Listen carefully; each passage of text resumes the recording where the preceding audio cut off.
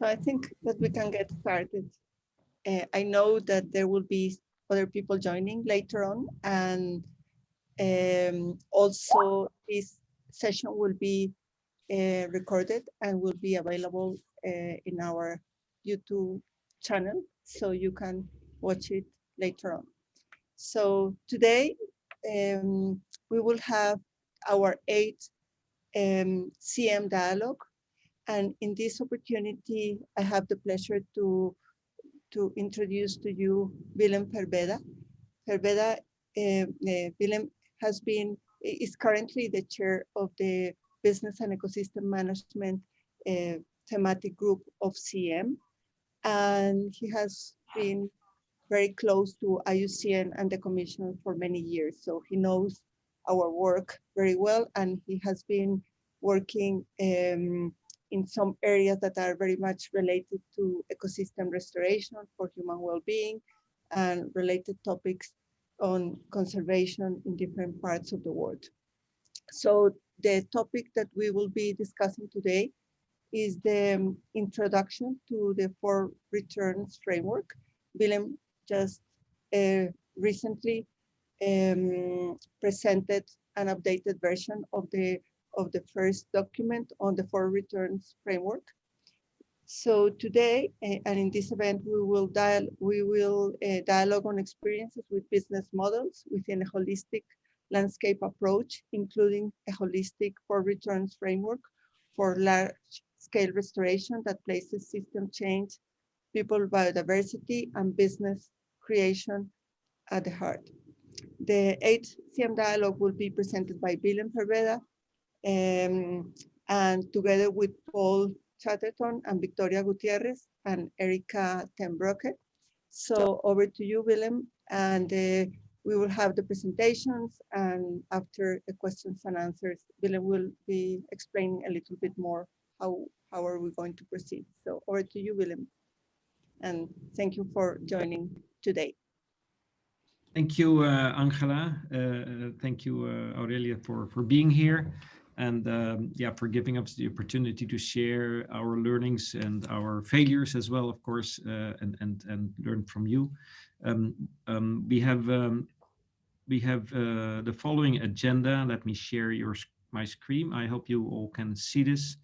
So I will do a brief introduction of 6 minutes. It will be a video, so that will be easy. And then Paul Chatterton from the Landscape Finance Lab will explain the business cases on ecological restoration he has been working on in the Fiji Islands.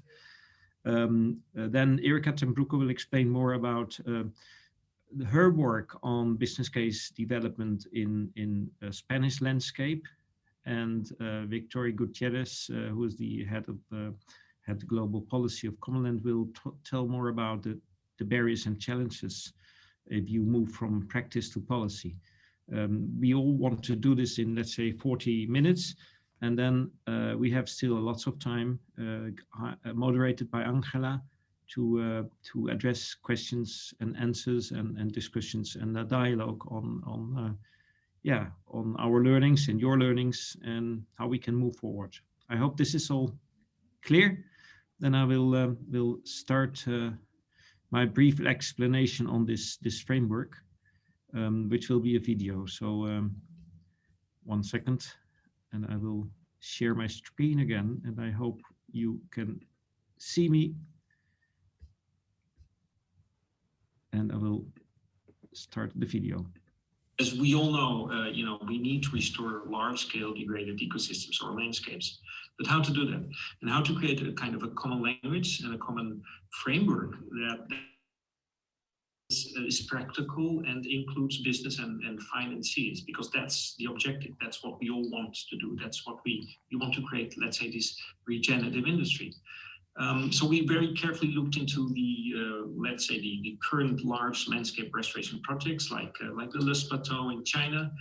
But we also saw that to capture system change at the landscape level and to make it practical, we need to understand how the ego of business and farmers and us ourselves works, and how we can move that to a more holistic way of working from an eco perspective. And therefore, we dig deeper into the landscape. And what we did is we really looked into what are the key things of degraded landscape. And we identified four losses: a loss of purpose and hope, because people are leaving those places. They want to go to cities or migrate. A loss of employment and security. Less jobs means also less, social interventions, less community feelings. And at the end, of course, a loss of biodiversity, soil, depletion of water, soil and aquifers and so on. And all that together is resulting in a loss of economic activity.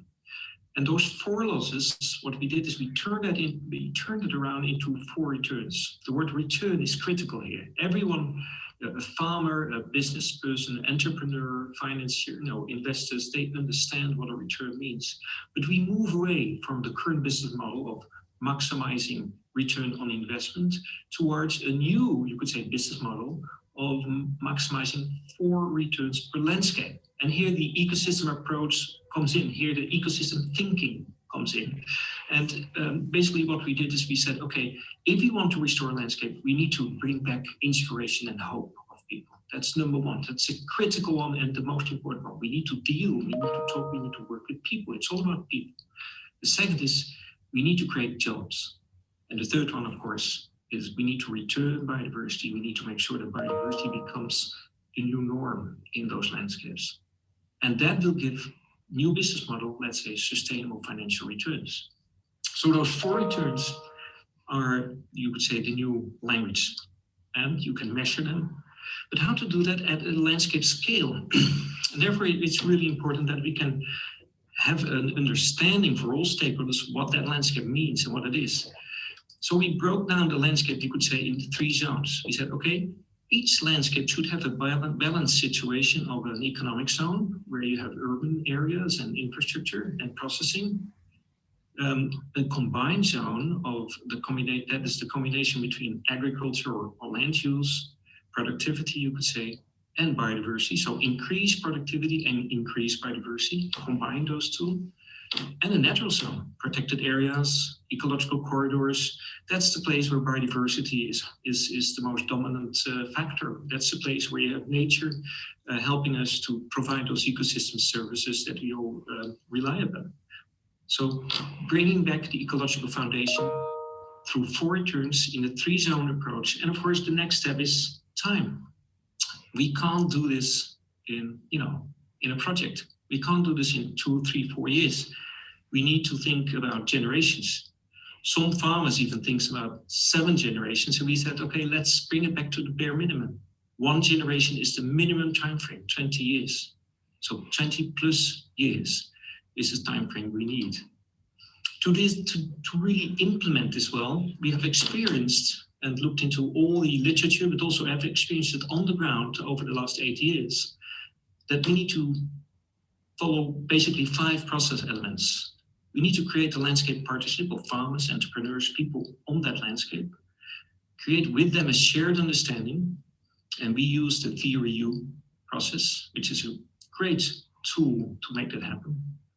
Create a shared vision and planning system with them, making the jigsaw puzzle of that landscape together, and then move into action.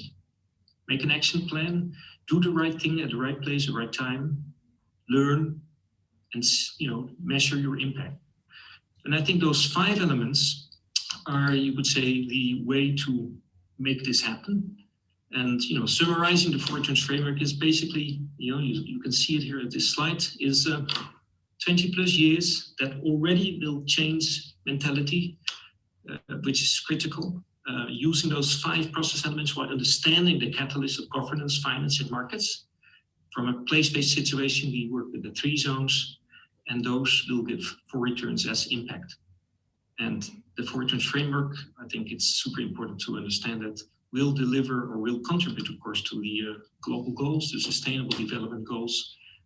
Number 17, partnerships, is key, while the other 8 indirect goals on land, on biodiversity, water, etc., are the direct goals that this framework will help to establish, to contribute to, and the other goals as well. So that is a brief summary, very brief, on the Forage framework, and we hope you will read more about this in the publication. Thank you. So yeah, thank you very much. This was a brief video. We will share the publication later, but I'm sure there will be lots of questions on this. But let's first go and do a deep dive in practice. What does it mean if you start using these kind of frameworks, and will it help to develop the right business cases and the right actions on the ground, whether that is conservation in the natural zone or regenerative actions in the combined zone or other things in the economic zone, and how does it work? Paul, may I ask you to briefly share your presentation and introduce yourself and tell your story on Fiji.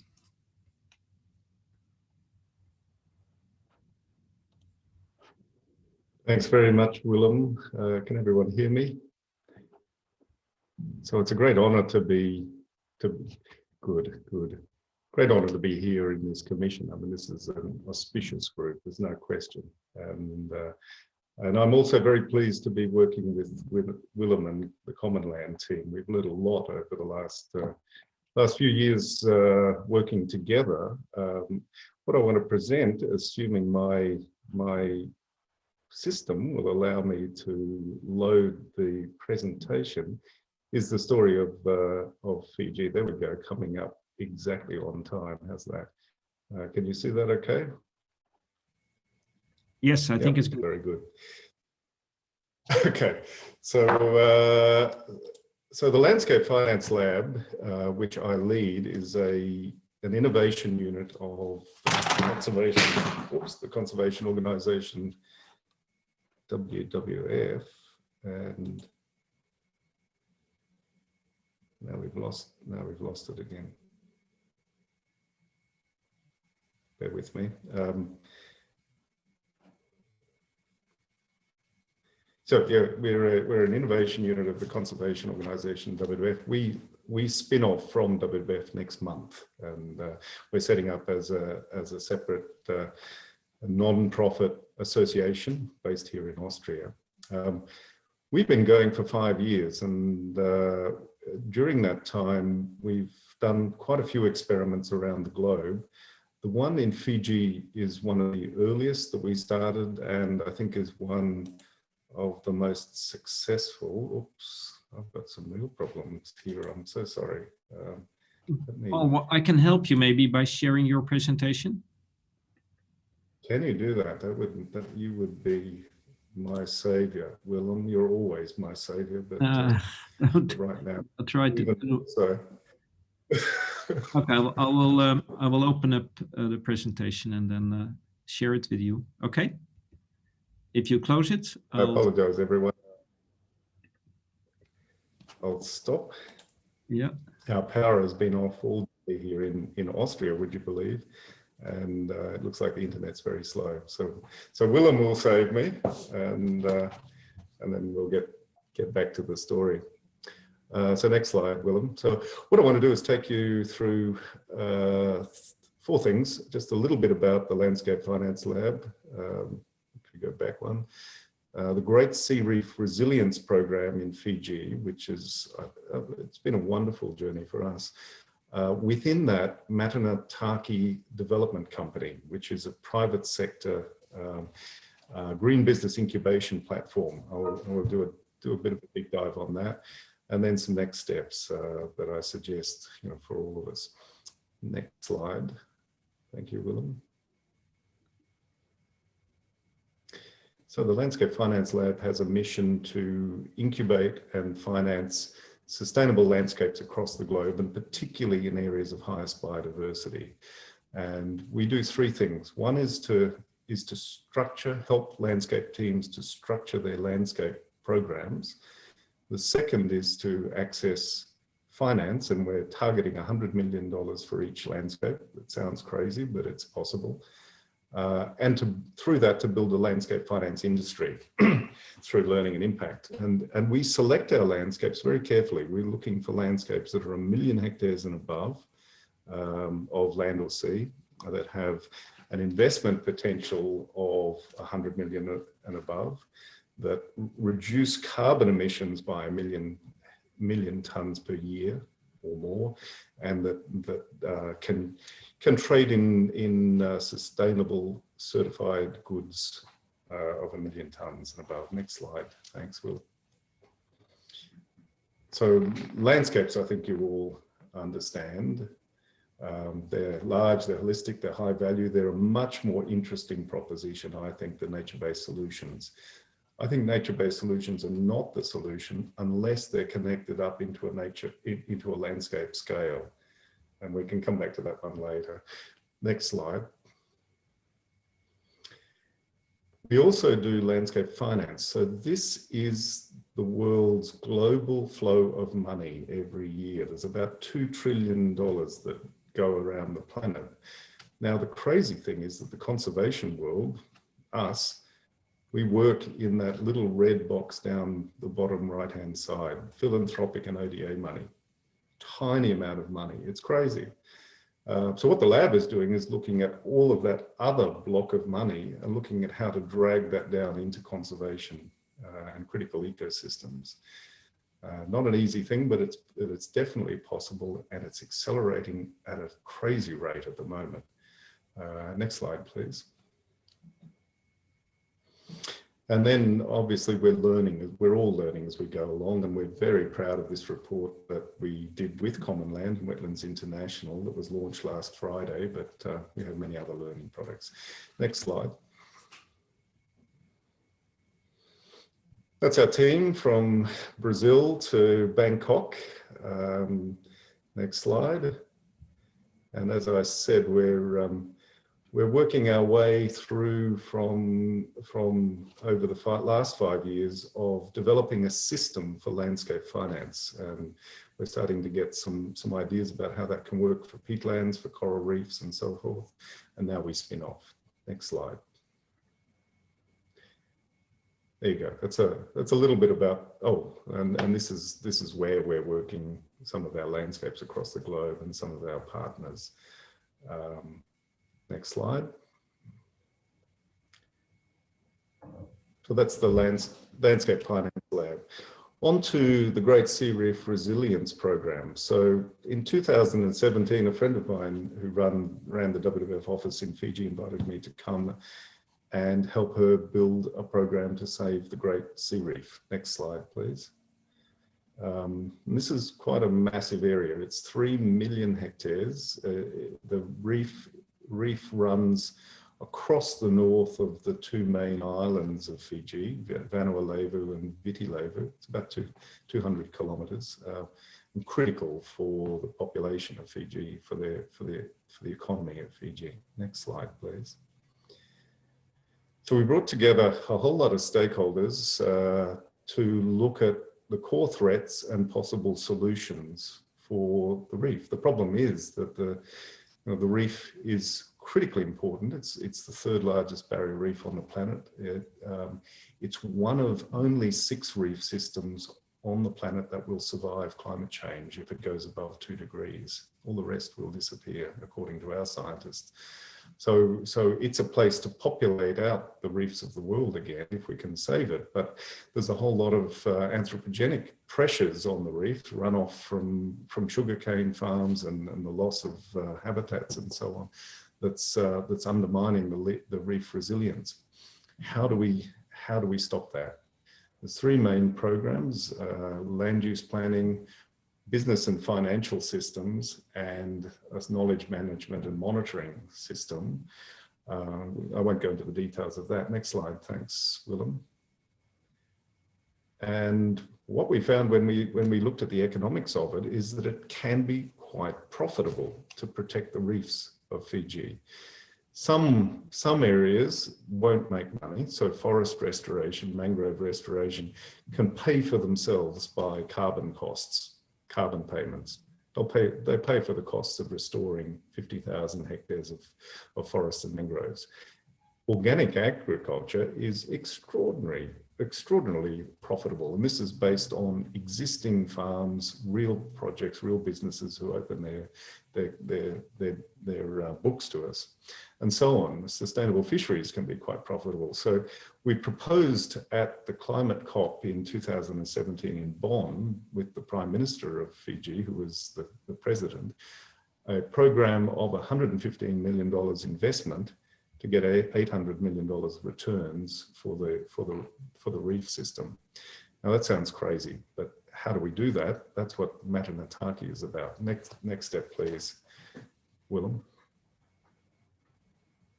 And it really did feel crazy at the time, but we've slowly been working out a system with the 50 stakeholders of the Great Sea Reef Resilience Program. So if you look at the top there, that's the partnership of organizations. They have a common vision. They've got a set of SDG targets they want to achieve.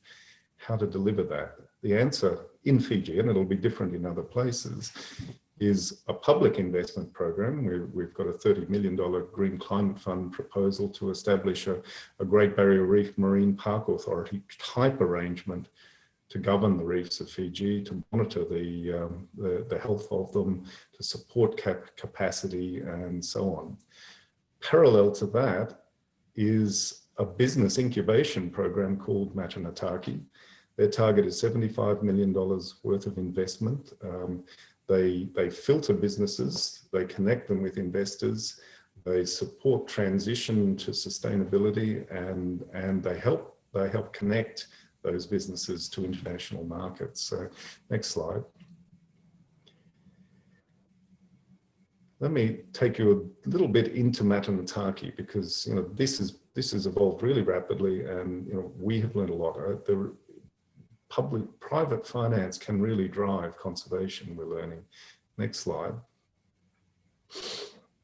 There's 4 organizations involved. We're one of those. We co-own it with Jody Smith, who's an entrepreneur in Fiji. We partner up with a financial solutions company called Ikigai. That's Anton Gigov, and a business incubation NGO called Innovent. Next slide. You're doing a very good job there, Willem. Thank you. And there's 3 main sectors that they're focusing on at the moment. These are the most profitable, but also the most critical for the environment. So waste and plastic management, regenerative agriculture, and sustainable fisheries. Now, the astonishing thing is that Jody and Anton, sorry, give me a minute. Oh, sorry. Willem. Yeah, Jody and Anton have talked to 125 businesses. They've gone through their books. They've tested their investment readiness. They've come out with 10 so far that are ready for investors. And you can see on the right-hand side the types of businesses that are coming up in those analyses. Next slide. You can move on now. And we've got largely waste management businesses that are the first set. So a landfill, an organic fertilizer company, and a recycling company, and then a set of fisheries companies and related so community-owned fisheries business, desalination, and so on. Next slide. Thanks, Willem. And the target for Matanataki is $50 million in hard loans, hard commercial loans, $20 million in impact investment loans, and then $5 million to seed the process, but then also run the system. And what we're finding, and this is the interesting thing about landscapes, and this is why they're much more interesting than nature-based solutions. You link the different nature-based solutions together and you start getting synergies between the businesses. They help each other in different ways, and that's critical. Next slide, please, Willem. So that's Matanataki, a quick look at the investment pipeline. A landfill company at the top, 11 million. An industrial plastic, paper and glass upcycling company. It's pretty simple stuff, but it's not there in Fiji at the moment. So that's 12 million. That's already secured, $12 million for both of those. Tilapia aquaculture to produce fish for the population and take the pressure off the reefs. community-based bêche de mer, sustainable bêche de mer production. Next. Carver, medical carver production and other medical plant production is quite high value and require limited land and have to be organic. Ecotourism, next, please. Floating hydro systems for remote communities. Zero liquid discharge solar desalination. These are real businesses, really quite exciting businesses that are valuable to the communities in Fiji, and so on. So we'll move on. Thanks, Willem. So that's the pipeline, and that's Matanataki. That's the Great Sea Reef Resilience Program. So just to finish up then, next slide, please. This is the theory by which we structure landscape investment vehicles. So at the top is a vision which all the stakeholders commit to for the landscape. Below that is a set of SDG targets that the stakeholders agree on. So they become the components. In this case, it's waste and recycling, organic agriculture, mangrove restoration. And then below that, you look for investable nature-based solutions that might be commercial, they might be grant-based. Next slide, please. And that's the basic theory. It's complicated, but it's not too complicated. And that builds on then the 4 returns framework that we've developed, the wonderful 4 returns, which are the SDGs of common land, and we've been focusing on the 5 elements as the simple steps to create a landscape program. Next slide. And of course, you need 3 zones. You need to give space for nature. And I think one of the great things that has come out of our partnership is this dashboard idea that you can very simply test where a landscape is up to on the 5 elements, how far they've gone through the process, what returns they're delivering already, and what their targets are, and what the zoning system is looking like, and is it, what's the ambition over time to improve the space for nature and to create regenerative spaces for humans. Next slide. So I'll probably overrun my time. The 3 things that I think are next steps for us, but I would really invite you to think about whether we could do them together, because I would love to work with you all on this. One is landscape metrics. What are a simple common set of metrics that we can all use across our landscapes? And of course, each landscape is only going to use a subset of those. How do we develop these zoning systems? The 3 zones is a brilliant, simple idea, but we have to make it practical and make it work. And in some places, there'll be 23 zones, and that's fine. And then constructing a simple digital landscape dashboard. Everyone can put the information on their landscape up onto the platform and test where they're up to and test it against others. I think that will be incredibly powerful if we could do something like that. So they're just 3 ideas for discussion. And next slide, I will stop there and thank you very much for the opportunity. It's a real privilege, and I'll hand back to Willem. Oh, thank you, Paul, for the wonderful presentation. And you can put already questions in the chat, of course. But I think I would like to continue now with the second case, and would like to invite Erika ten Broeke to present her thoughts on Spain and what's going on there. Erika, please, and please introduce. Thank you, Willem. Good afternoon, everybody. Lovely to be able to share something on our work in Spain, particularly. My name is Erika, and I work as landscape manager for both our program in Spain and the program in the Netherlands. And as I'm going to do the screen sharing thing now, then we have done that.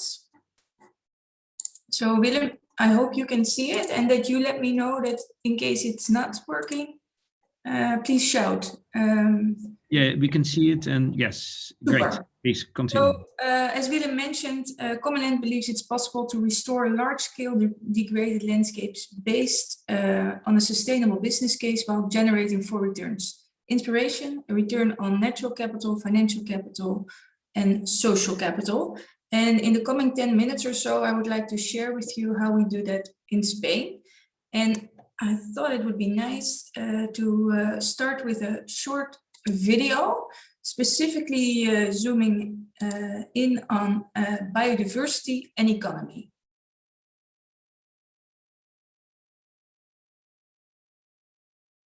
Oh, it's loading twice.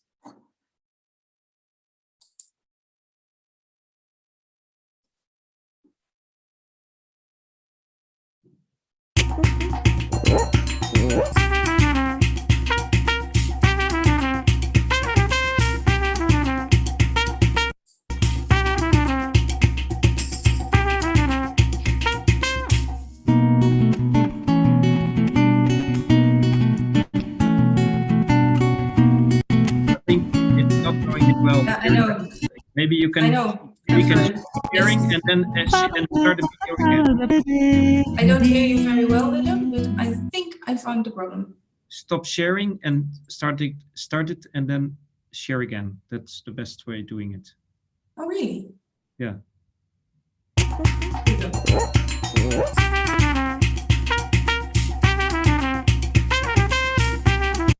Now. Stop sharing. Stop sharing, open I'll it, follow your lead. put it ready and share again.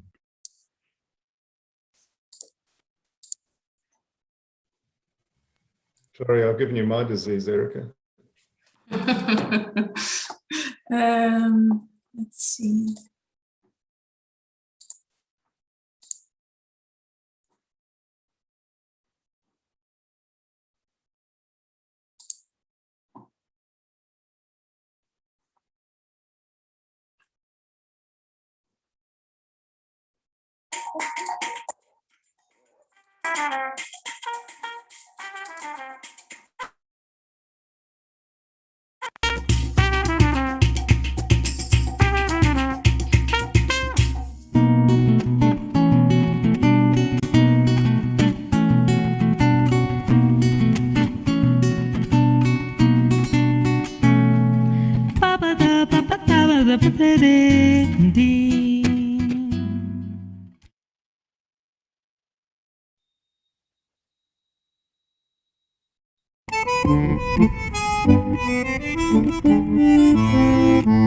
Surgió un concepto que lo hemos llamado almendresa, que consiste en cambiar los monocultivos de almendros por sistemas productivos integrados, que por un lado tengan un suelo fértil.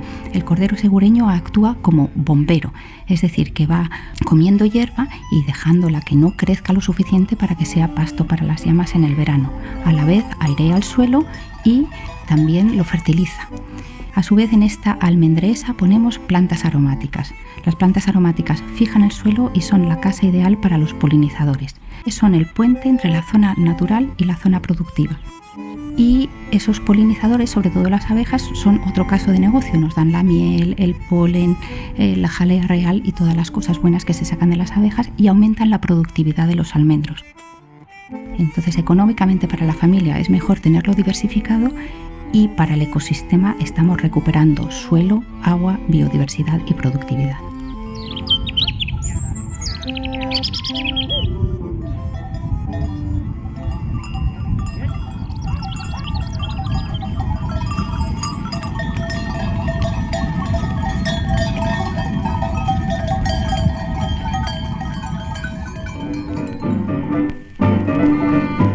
Yo creo que parte del problema al que nos enfrentamos tiene algo que ver con las políticas agrarias europeas que favorecen el monocultivo. Por lo tanto, cuanto más hectáreas, más subvención. Eso realmente hace muchísimo daño al pequeño agricultor y a toda la vida rural.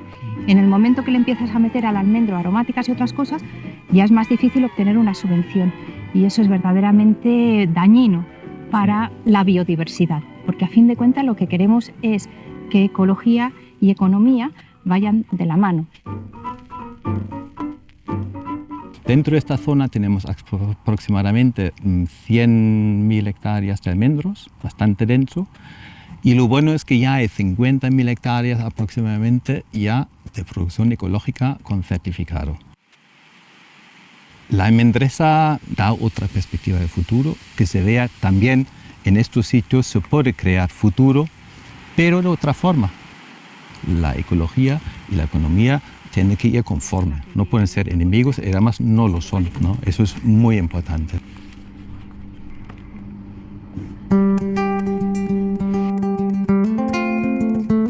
En Albelal estamos creando muchas fincas regenerativas que lo que deseamos es que sirvan de modelo para las fincas aledañas y que tengan un efecto multiplicador. Pero a la vez hay una gran macrovisión. ¿Qué es lo que queremos conseguir? Es que este sumidero de vida, porque está tan degradado que es un sumidero, se convierta en una fuente de biodiversidad y también en un corredor ecológico que una las sierras del norte con las del sur. Todas estas zonas son parques naturales protegidos que son fuentes de biodiversidad. Si en el altiplano estepario con estas fincas regenerativas logramos crear un mosaico de zonas boscosas a través de los cultivos de almendro, de olivo, también diversificados, y zonas de estepa cerealista, podemos conseguir un mosaico productivo de estepa y bosque que albergue biodiversidad y nos sirva de unión, de nexo, de corredor entre las sierras del norte y las sierras del sur. En total nos podemos juntar con 1.300.000 hectáreas de hábitat para la vida, tanto animal como vegetal como humana.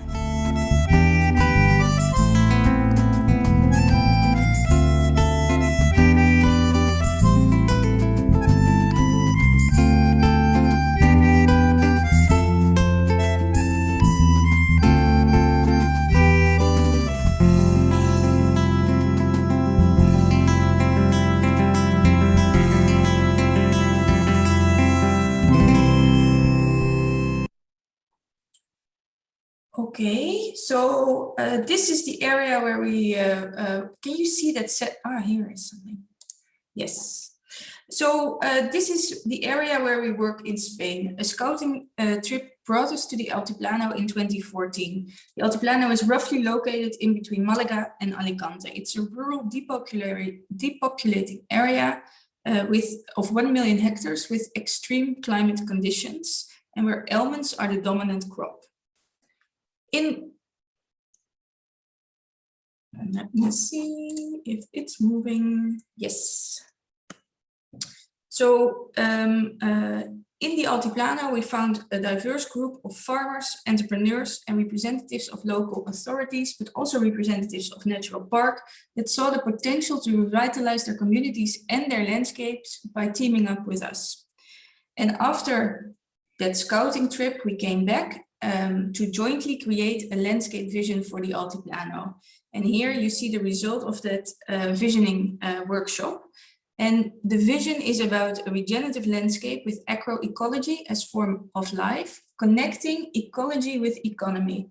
But it's also about confidence and well-being, both socially and economically, hoping to serve as a lighthouse example for dryland restoration in the Mediterranean basin. And that's why on top of the vision visual, you see a small lighthouse drawn. So shortly after creating that vision, the people present in that meeting, the 20-30 farmers, local representatives of local authorities, but also those entrepreneurs, they established the association Alvelal, aiming to reverse the trend towards desertification bottom-up, while creating a new economic model, putting back more into the land than taking out. And today, Alvelal is Commonland's landscape partner doing the actual restoration work on the ground, where Commonland supports and facilitates. Alvelal works in 4 lines of action: natural zone restoration, inspiration, but today I will focus mainly on the transition to regenerative farming, which is the starting point for kickstarting for returns businesses. What you already saw in the little video is that to facilitate, to kickstart the transition to regenerative farming, we use the concept of La Almendresa.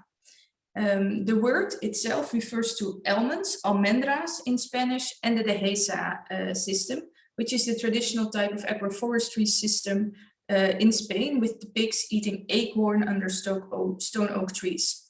And since in the Altiplano, almonds are the dominant crop, we tweaked that concept of the Dehesa agroforestry system to that of an almond orchard, where almond trees are combined with endemic trees, aromatic herbs, cereals, grapes, active beehiving, and lamb farming. So this is what an almendresa farm looks like for us. And over the past 5 years, Alvelo has been extremely successful in inspiring and activating farmers. Today, they have 350 members, of which half are rolling out regenerative practices on their farm. So far, we've launched 2 regenerative businesses to market regenerative produce from the Altiplano. In 2016, we launched La Almendresa, so the same name for the business as the one that we use for the concept to market regenerative almonds, and Habitat last year for regenerative olive oil. And at this moment, we're taking the business development strategy in the Altiplano to a next level by launching the consumer brand Alvelo Foods, sustained by an end-to-end value chain, and thereby creating an Alvelo business ecosystem. And that ecosystem looks like this.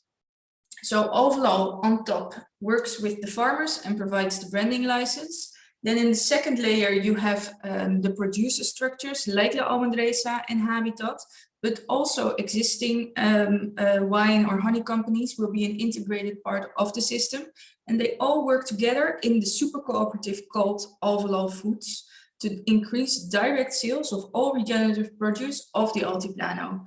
So we're moving beyond inspiring farmers to also inspiring consumers. You, me, everybody who buys groceries, to move to regenerative produce, produce that give back to nature, produce that is good for you, but also for the planet.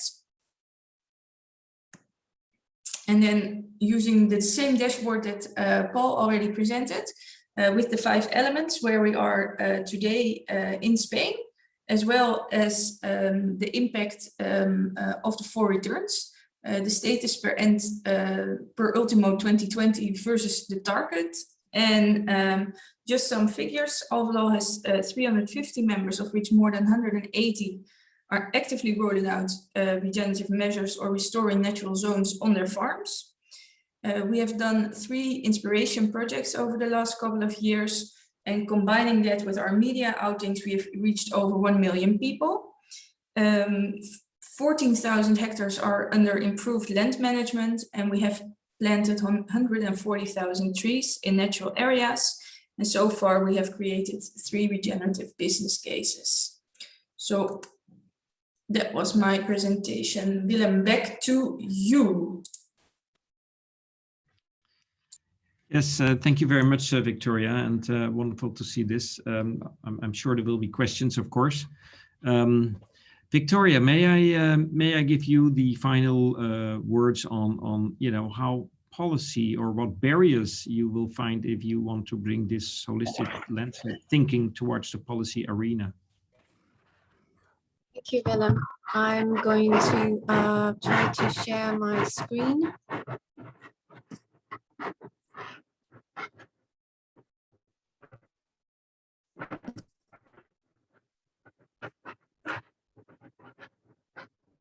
Oops.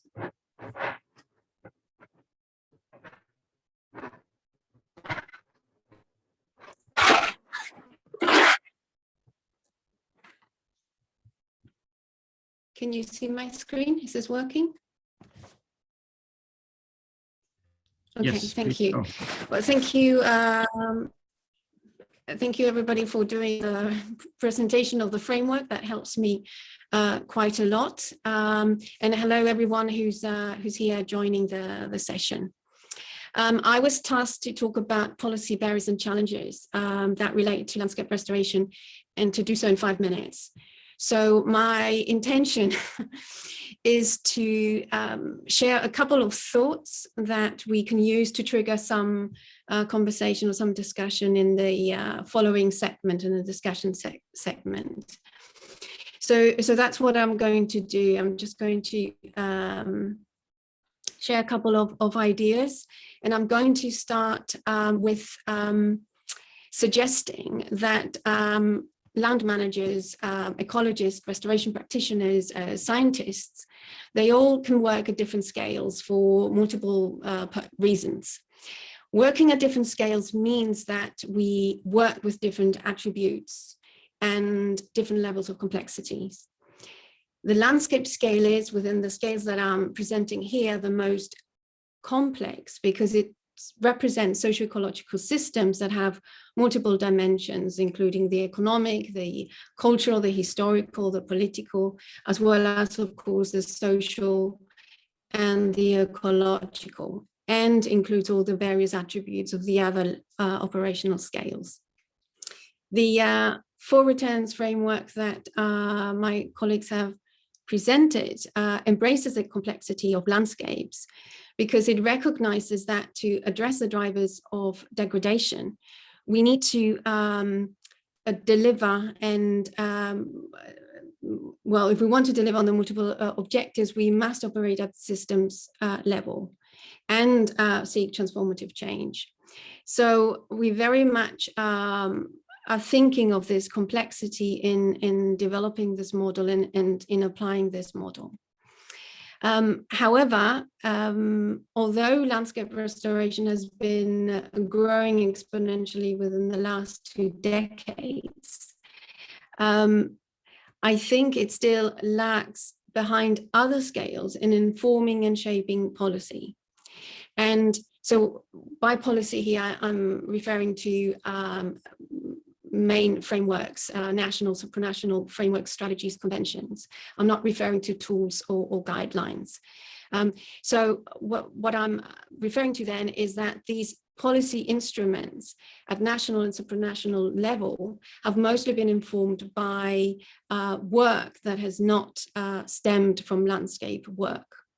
In other words, that we are relying on policy instruments that are not designed to manage the complexity and the attributes that we find in landscapes.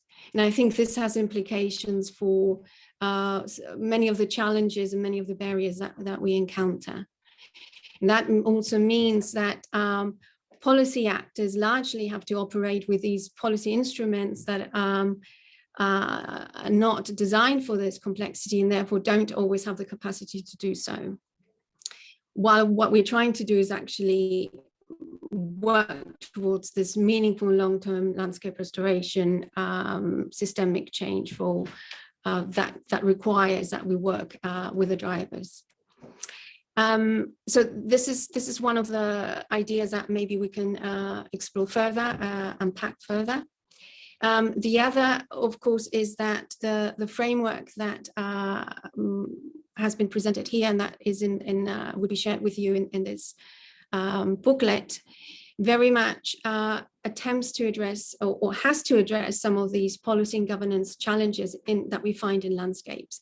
And many of these barriers are mentioned in the report. We don't address them or unpack them in any detail, but there's a wide literature that talks about the lack of integration that we find in landscapes, the silo rather than the systemic thinking that needs to be addressed, the governance formats that are not always inclusive, weak decentralized governance, etc. So this framework very much tries to attempt and promotes the ways of dealing with these various barriers.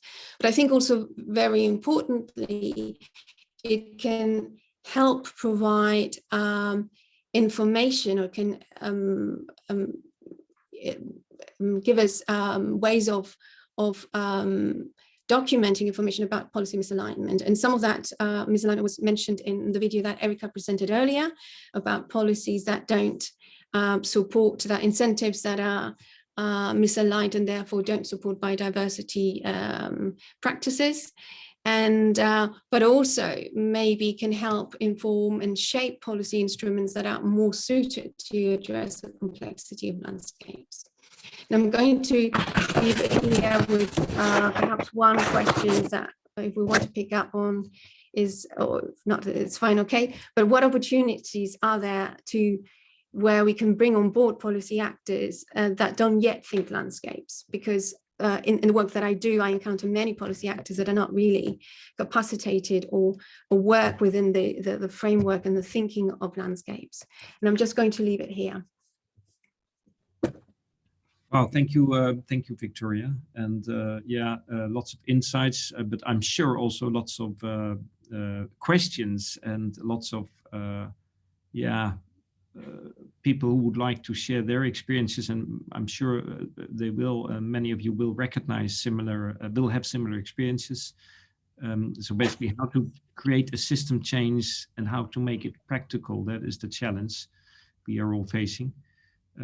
While taking ecology as the cornerstone, you could say cornerstone or the basis of everything to make this happen with people. So may I give the floor back to you, Angela?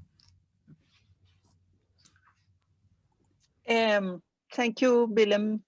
And yes, we have 1 hand raised. And I have so far 3 important questions on the Q&A. So first, I want to give the floor to Sanjeev Paudel. He raised his hand, I think, at the beginning of the session. So happy to hear your question.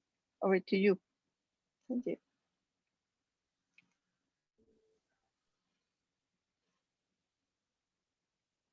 Or if you want to write your question in the Q&A, that would be easier for us. So otherwise, I will go to the first question that we have here. It's not given to, or raised to anyone in specific, but the question is nature-based production business sustainable?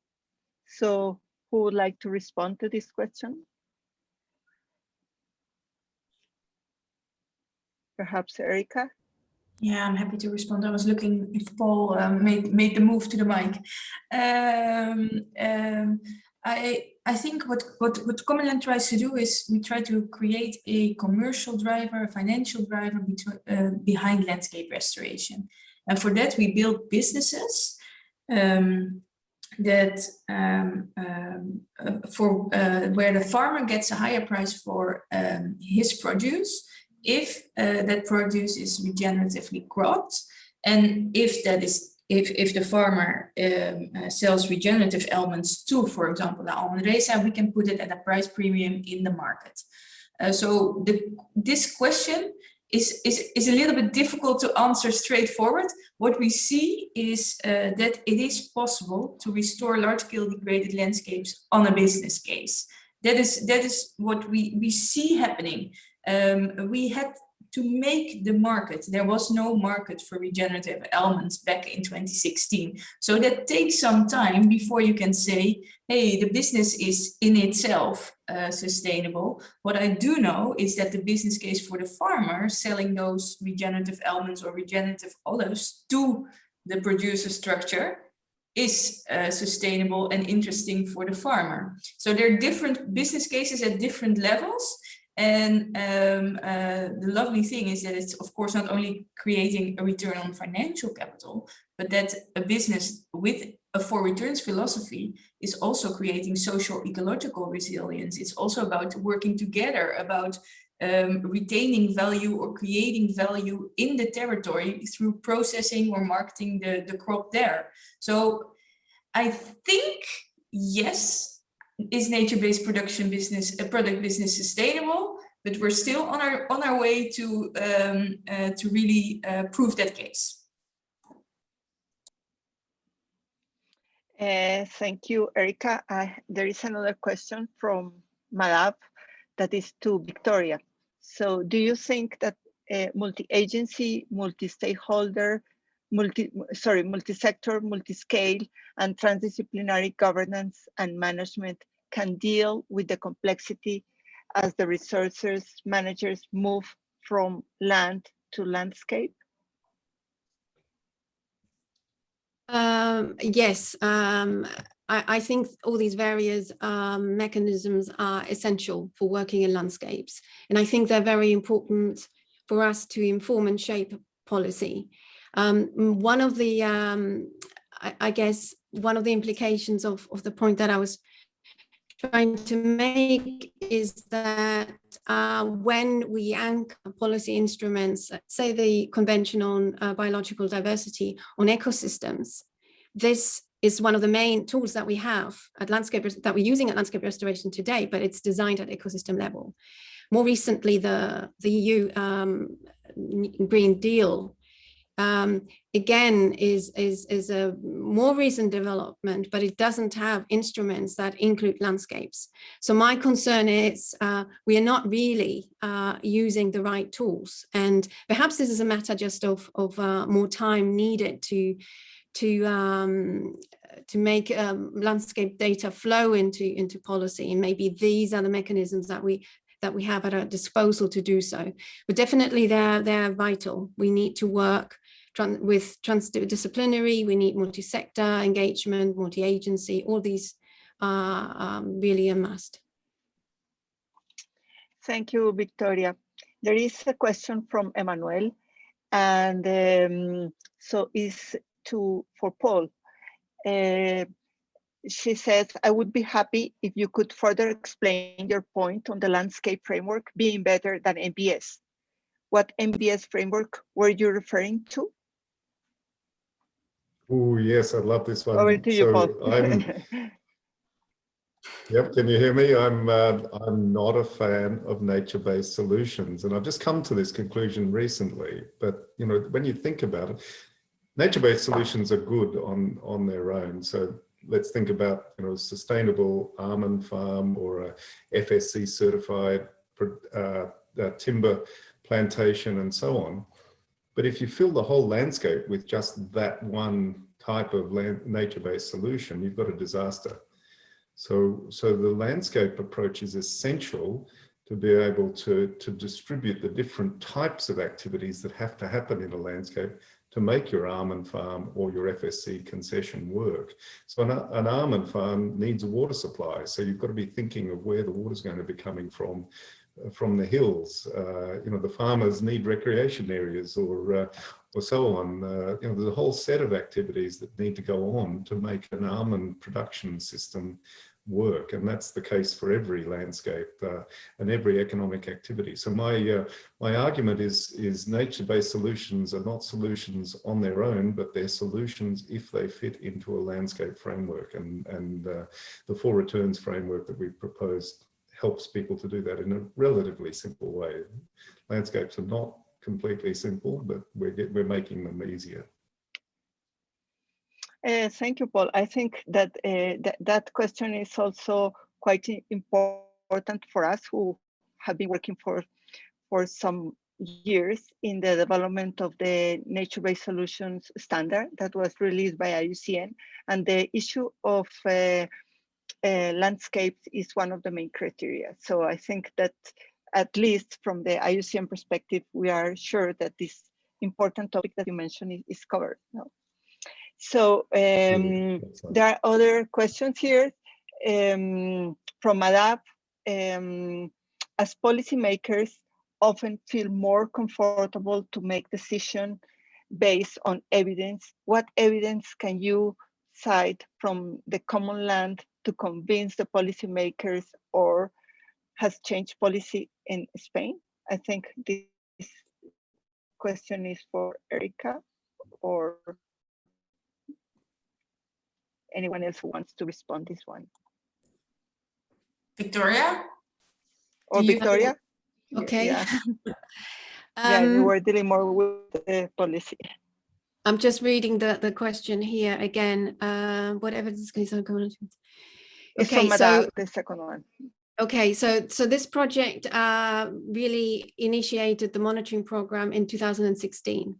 So the time scale for aggregating evidence is still quite short for the scales that we are operating, right, for the 20-year program.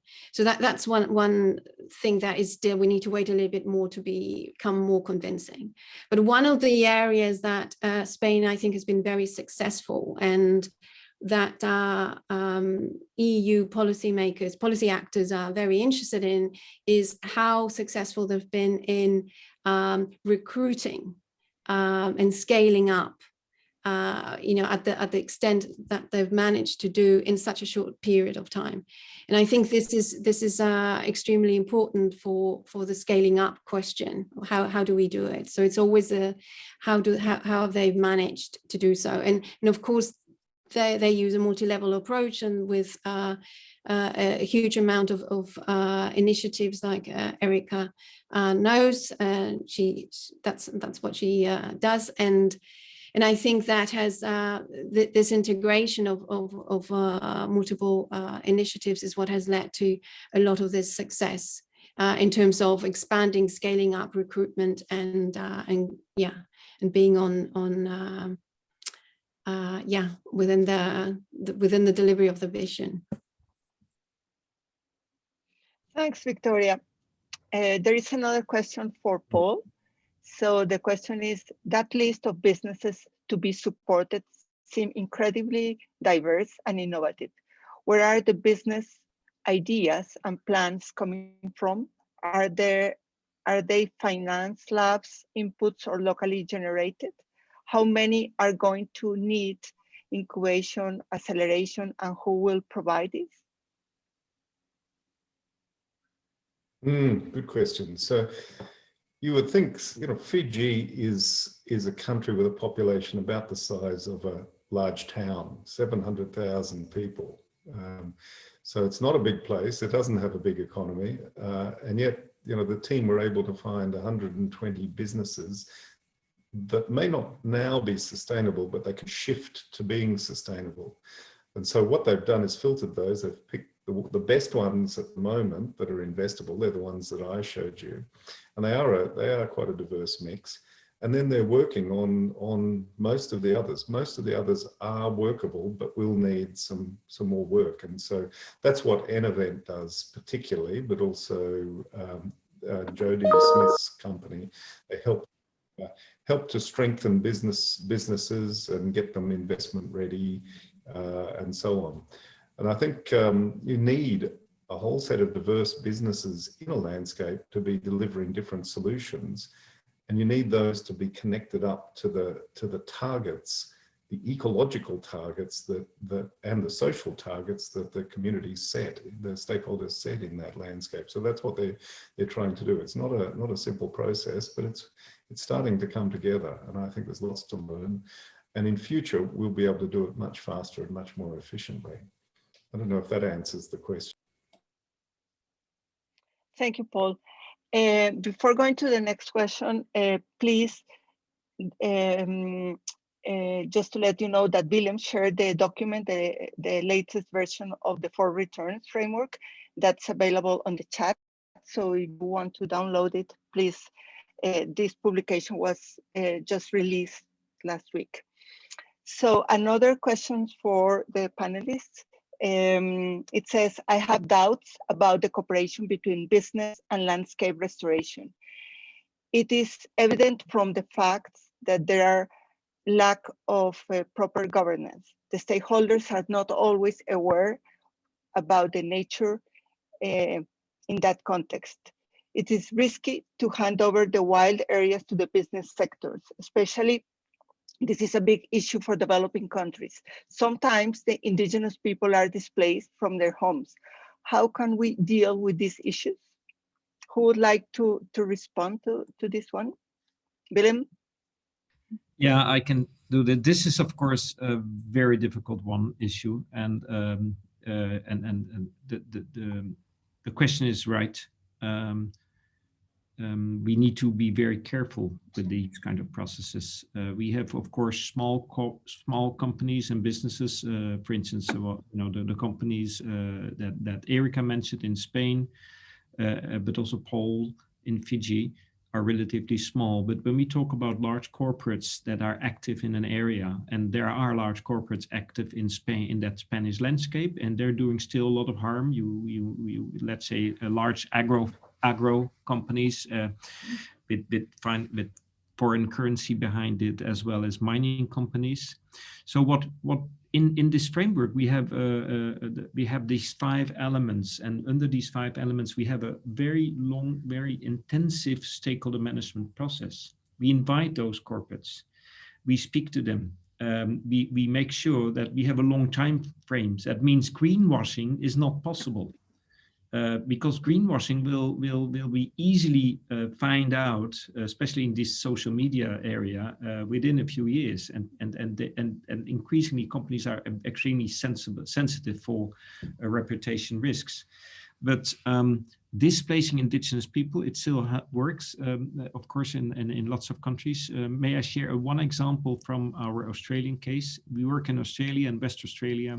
We started there in 2014, and we started in, let's say, what we call the combined zone, moving out from monoculture to a regenerative agricultural system with farmers. And as soon as we started there, we came across with, Aboriginal people knocked on our doors at a certain moment in a large session, together with those companies, with the government. They came on board and they said, listen, if you want to take us seriously, we need to lead this conference. And we will make this conference according to an Aboriginal system. And we said, yes, okay. We invited all those stakeholders, companies, business people in Perth and government, and the Aboriginal Noongar people led the conference for 3 days. And they did the program. They determined the agenda. And that was such a relief, because they were talking in a very different mode. They were finally recognized as serious partners, but most importantly, they were they brought in a complete different way of thinking, and that was lacking before, because we need to change those core. We need to bring system change to investors as well as to farmers, but as well as to business, because at a certain moment, of course, governments need to take the lead to make sure that this tiny little dot that Paul showed in his large diagram, with $1 trillion, billion and so on, that this tiny little red thing becomes the biggest one in that diagram. And therefore we need indigenous knowledge and people. So without the return of inspiration, because that is about indigenous knowledge, wisdom, and you could say, one Aboriginal leader once said, and we have that quote in our report, that biodiversity is the manifestation of the spirit. And I think we have lost that, and large companies have lost that, but they can help us to reconnect and bring that back. So, so maybe a long answer to this question, but it is a critical answer and a very critical issue that we really need to handle well, and we think we can work that out in this framework. Thank you, Willem. There is a question for Victoria. So you said that we are now using ecosystem restoration tools to address landscape issues, and that they are not appropriate. If I understood you well, I would like to have your thoughts when it comes to land degradation restoration, which is at another scale. Did you see the question? Victoria. Yeah, thank you, Angela. I'm not sure I fully understand it, but I'll clarify. I'm not trying to imply that ecosystem level tools are not useful. What I'm trying to say is that there may be limits to these tools that maybe we need to think about, because they haven't been designed in the context where the attributes that are required to work at landscape level are present. So my concern is more about what are the limits of these tools, and what else can we do to ensure that landscape restoration work really works. And in my work, I often encounter that landscapes, I'm often surprised that a lot of people in the policy world have no understanding of landscapes. And so I'm trying to work out, why is this the case? And often I think there's a link there to the fact, of course, that we work in silos, etc. That outside restoration sector, not everybody understands landscapes, but even people within the environmental agencies, they're not operating with instruments at landscape scale. So this is something that I've been thinking about. I'm not trying to say that ecosystem tools are not useful, but they may have their limits.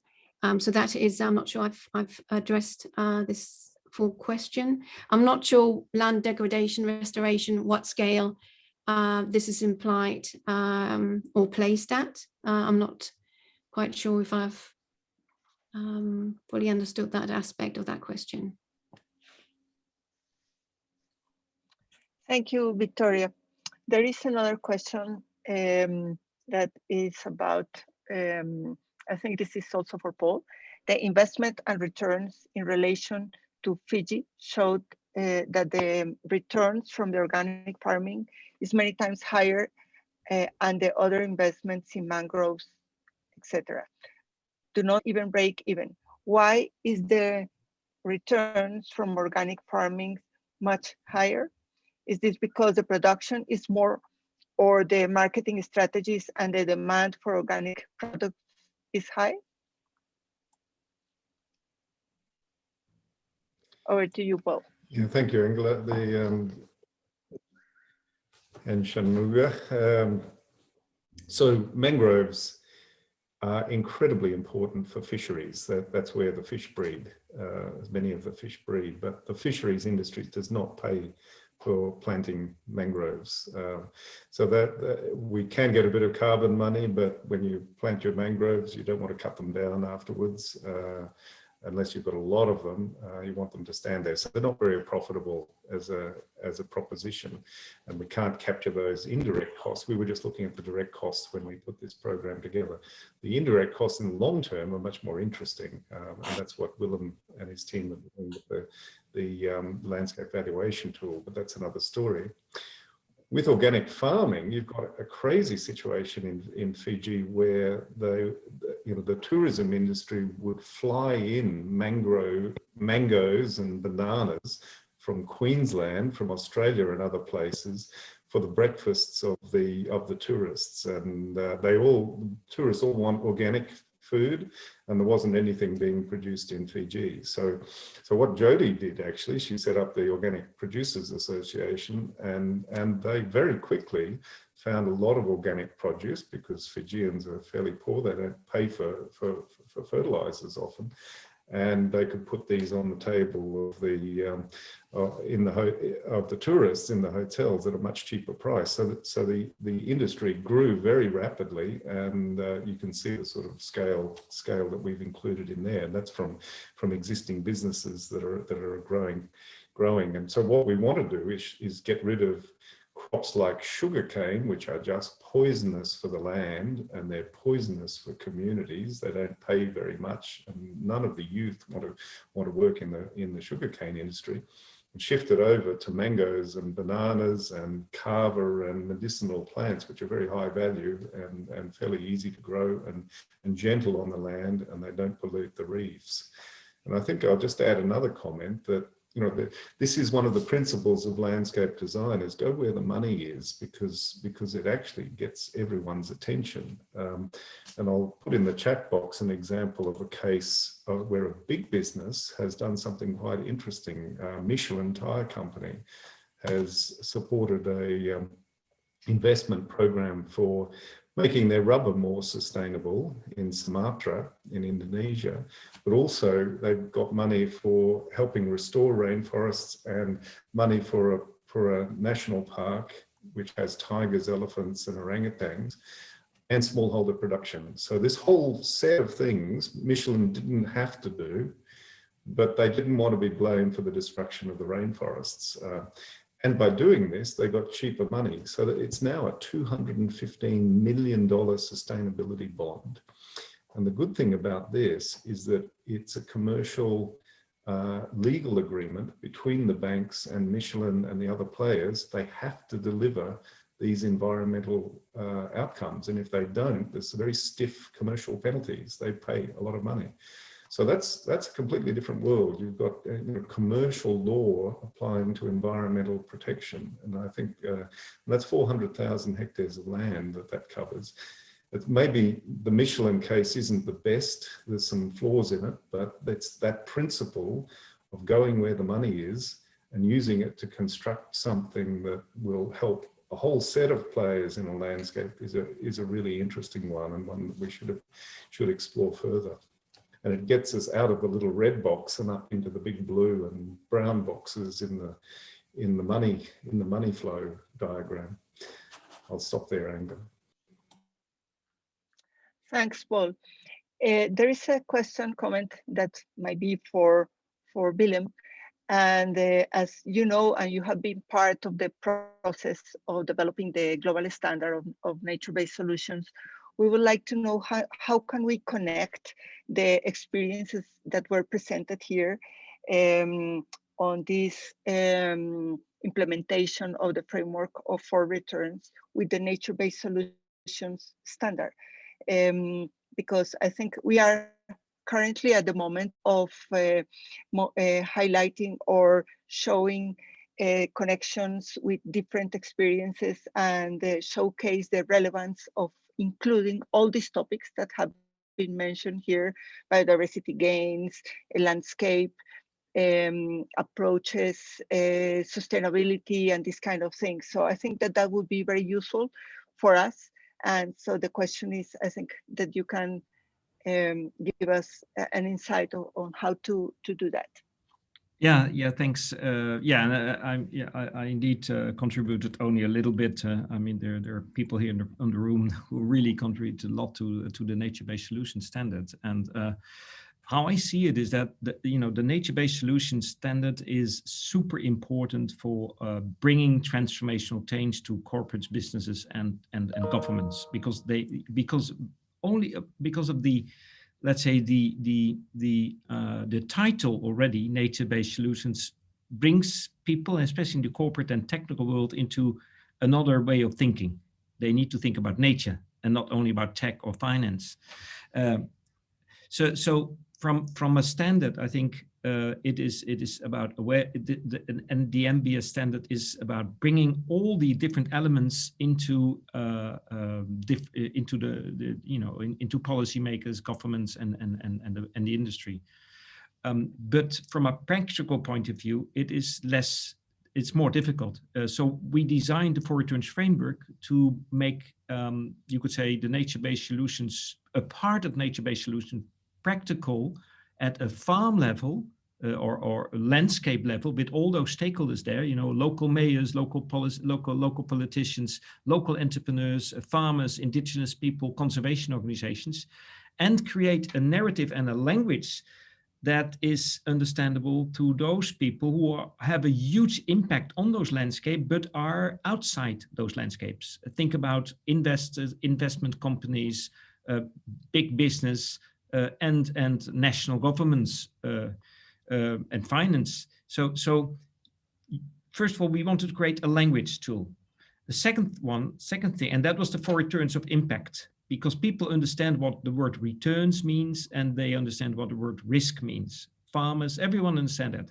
So we used deliberately that word return. The second thing is we entered from a very people point of view. First, bring back inspiration and hope and motivation. Not talk immediately about biodiversity and all those difficult things that people don't understand. First, open up their heart. And the second level is the landscape level. Many people here on the floor are ecologists and have a very long track record in ecology and ecosystems and know what a landscape looks like, or they can read landscapes. But in general, people don't read landscapes, don't understand what a landscape is, have no idea how ecology works, and even farmers don't understand that. Indigenous people, of course, they are rooted into this, so they really understand it from a much profounder thinking than scientists even. But most people don't understand it, and that's why we brought in the 3 zones to get an understanding, and even to show on the map what more or less where you can do what and where you should do what.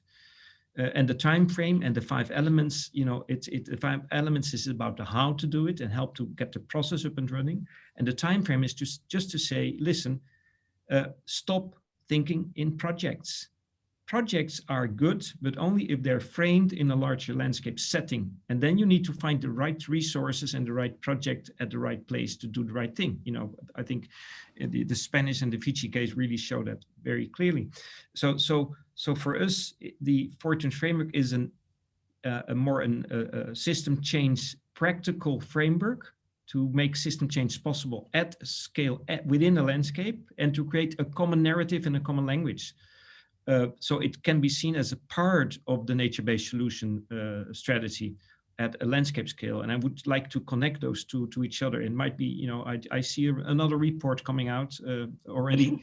We all would have time to do it. But I think that is, so nature-based solution is here, and Fortunes framework is one chapter, how to do it at a landscape scale. Thanks, Willem. Any other comments? I don't have any more questions here. So perhaps if any one of you would like to comment, there is another question. I got another one. What happens in these larger landscapes when there are already very negative businesses operating, such as mines, oil, gas? Does the presence mean the whole landscape is not chosen? If not, how do you deal with these enemies? Who would like to respond to that? I would like to. Can I give that a go? Paul, yeah. go ahead. You go, Erica, please. No, you. I'm going to be polite. Me first, you second. Thank you, Angela. Thank you, Paul, also for letting me go first. I think one of the strengths of the 4 returns framework, or rolling out the 4 returns framework in these landscapes, is that we work with people that want to work with us, who believe who see the potential of the 4 returns framework for their landscape, for their communities. And everybody who wants to join is welcome to join. That doesn't mean we don't go talking to businesses or farmers that are not immediately interested in joining. No, we talk and we show what we are doing, and we try to engage with them. And this is a process of years. This doesn't happen overnight. So we work with the energy that is there, that is creating the traction on the ground. And what you then see, not necessarily with the businesses you mean, we haven't seen that yet in the landscapes where Common started working. But for example, we do see it with farmers that at first, conventional farmers that are saying, what is regenerative agriculture? That's nothing for me, who don't believe in what we do. We see that at a certain point, they do come to a workshop, they do want to listen, and then still they're being skeptical, but then at a certain moment they say, I'm gonna try. And they suddenly flip over and they become very enthusiastic in rolling it all out on their farm. And that's not only what you see with farmers, but you also see it with people in the communities, or the businesses, the business ecosystem that I presented now. It's unbelievable that 12 businesses have joined forces to form this super cooperative. We only established 2. The other 10 were already existing businesses that are now embracing the 4 returns as their business philosophy. That means that they are in a transition from only creating a return on financial capital to also creating returns on natural capital, social capital, and inspiration. It's one step at a time, working with the energy that is there, the people that think, hey, I can do this, I want to do this, and then slowly building that movement. Thanks, Erica. Paul, do you want to say something in this regard? Yeah, I know a lot about mining companies. We set up a group called the Mining Policy Institute in Australia to deal with their impacts across the Asia Pacific. Mining oil and gas is unsustainable, and they can be very dangerous partners in stakeholder groups. They can be really quite destructive. So you have to be careful bringing them in. At the same time, there are some that are getting more open to using their vast resources of money to help protect areas. You can include them, but it's much better to have a very strong stakeholder group when you've got that in place. The other angle you can take is financing. Mines, oil and gas are very fragile at the early stages when they're getting money. And they usually need $1 billion or thereabouts to get up and running, which means they need insurance, which means they need government risk insurance. And at that level, there are very strong controls for the environment. So if you can enter at that level and influence the insurers, to influence the bankers, to influence the miners, you can have a very big impact. And we did that in the jungles of New Guinea. We put a condition on Exxon's gas operations that would have led to them protecting 2 million hectares of rainforest.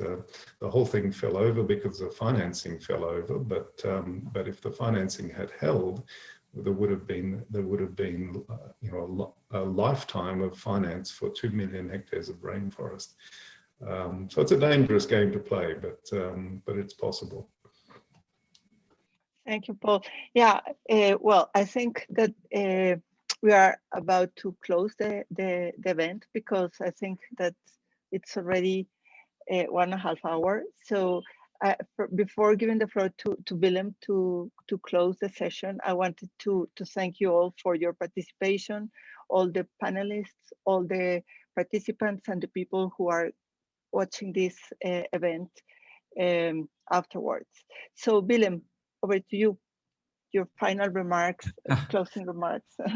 Thank you very much, Angela, and thank you for all of the presenters, my colleagues, as well as the attendees, the participants. And I think especially last question was, of course, an example that we are not yet there. There are lots of free riders, but as Paul said, things are changing. I think the remark of the fact that Shell was brought, had a legal issue last week, that they were brought to court and they lost the case, is telling us that hopefully when the Biodiversity Convention will become binding, there will be many more of those cases coming up, and we can hopefully stop people who just don't understand what an ecosystem is, and that they and their next generations and even their kids rely upon it. That brings a lot of hope. And Angela, thank you very much for chairing this meeting, and I'm proud to be a member of the IUCN Commission Ecosystem Management, and hope to continue being a member for many years.